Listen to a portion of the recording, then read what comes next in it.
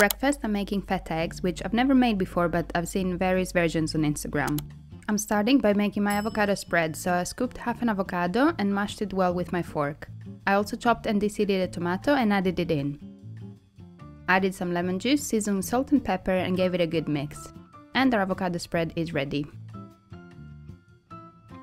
And then for my eggs I sprayed a non-stick pan with some olive oil spray and then I crumbled up some feta straight into the pan. I then cracked my eggs on top of the feta. I seasoned with salt and pepper and let them cook through for a few minutes. And while the eggs are cooking, I grabbed a pita from my freezer and added it to the toaster to toast.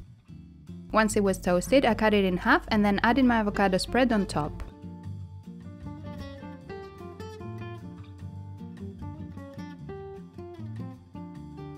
And now my eggs are ready, so I'm topping each little pita half with a feta egg. And look how perfect those yolks are. Breakfast is served.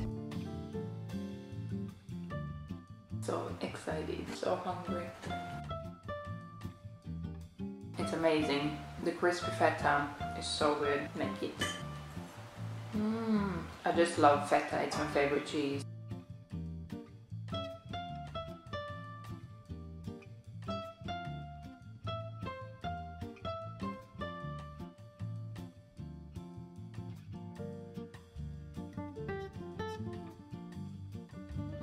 So I just had breakfast, but I'm still hungry. I don't know what it is, maybe it was the walk this morning. I feel so hungry.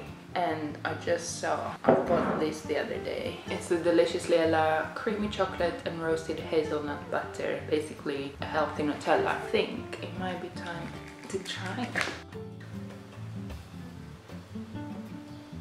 Ribena with this, I think that would be nice. With my tea after. Yes, let's do it.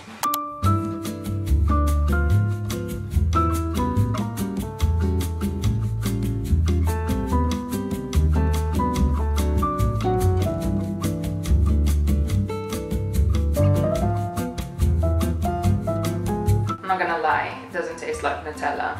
Maybe I shouldn't have that expectation.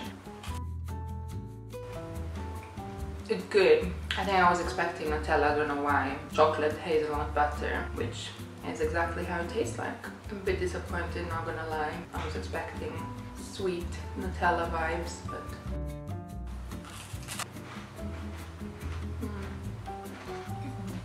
Hoping that lasts me until lunchtime now. And then for lunch we're making this delicious Greek dish called SOUTZOUKAKIA. To make it, I started by soaking a couple of rusks in some milk. And while the rusks are soaking, I'm prepping the rest of my dish. So I'm adding some turkey mince in my bowl and adding some crushed garlic. For spices, I'm using cinnamon and cumin, so I'm adding this in too, and then I added an egg and some olive oil. I seasoned with salt and pepper, and then I'm adding the rusks after I squeezed out the milk. I'm just crumbling them up with my hands like breadcrumbs. I started mixing the mint mixture with my hands and then I realized I forgot to add the vinegar, so I'm adding that in too and then continuing to mix so all the ingredients are combined together. I then grabbed a shallow bowl and added some flour in it. And then I rolled each little meatball around the flour so you can have a light coating of flour and then place them in a separate dish. I continue doing that with all the meatballs so they're ready to fry.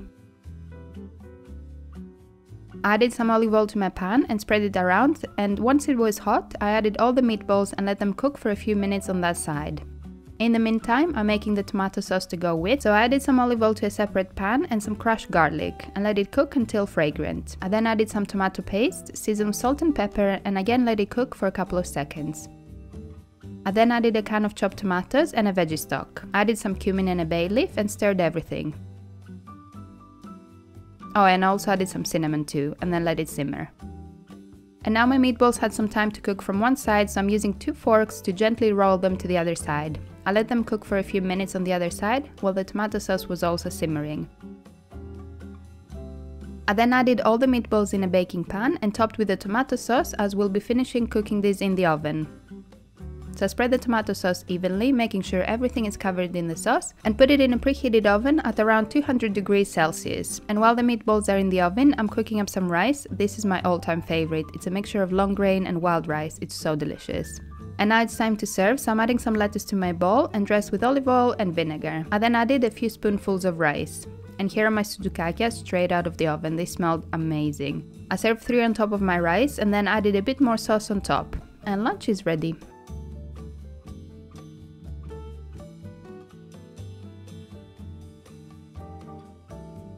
This smells amazing, I can't wait. It's 3 o'clock, it's so late. Just can't wait. It's so hot. Probably gonna burn myself, but if it tastes as good as it smells, it will be worth it. Oh, these are amazing. And I can't believe they're so moist and fluffy with turkey mince, which is usually less in fat. They are amazing. Mom's recipe. I'll have the recipe written down below if you want to recreate them. They're so good, and I think with minced beef they will be even better, but I can't believe how amazing they are with turkey mince. Perfection. Then I wanted to make something sweet, as we established today is a hungry day and I'm listening to all my cravings. This was one of those random recipes that I made with whatever I found in the house. I started by mashing a banana in my bowl, and then I added some dark chocolate in a little bowl with some coconut oil to melt together. I then added some flour to the banana bowl, some yogurt and maple syrup. I gave it a mix and then I cracked an egg in a separate bowl. I whisked it well and then added it to the main bowl. I gave the mixture another good mix and then added the melted chocolate and prayed it wouldn't scramble my egg as it was still so hot.